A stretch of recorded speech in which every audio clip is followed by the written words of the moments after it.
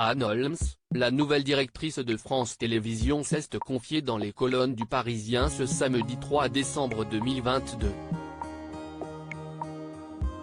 Elle en a profité pour faire une confidence étonnante sur la nouvelle émission de Laurent Ruquier, hier, aujourd'hui et demain.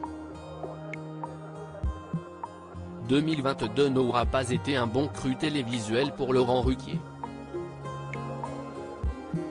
Le 3 juillet dernier, Télérama annonçait qu'il quittait la présentation dont est en direct sur France 2.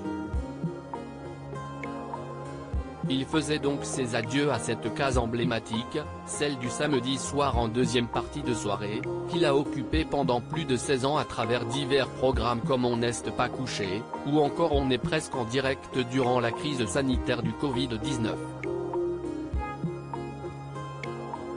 L'animateur n'avait pas expliqué les raisons du dit départ. Si est sur le plateau de Touche pas à mon poste, presque 2 mois après qu'il avait accepté d'en dire un peu plus, j'avais déjà travaillé avec Léa Salamé. J'avais déjà eu l'idée, Léa le dit souvent dans les interviews et elle ne ment pas, de faire un duo. Mais, c'était une idée plus ancienne. Je n'avais plus l'idée l'année dernière ou il y a 2 ans. J'étais très bien tout seul. J'aurais préféré continuer à faire l'émission tout seul.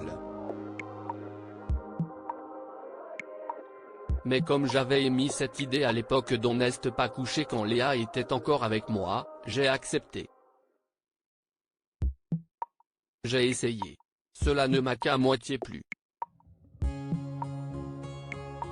Et quand ça me plaît à moitié, je préfère m'en aller, avouait Laurent Ruquier avant de confier à demi-mot qu'il regrettait d'avoir accepté. L'émission n'a pas trouvé son public après plusieurs semaines d'absence à la télévision.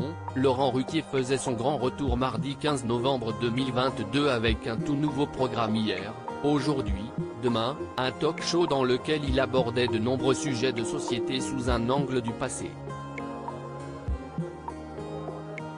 Malheureusement, l'animateur des grosses têtes n'a pas réussi à convaincre les téléspectateurs qui n'ont pas été au rendez-vous.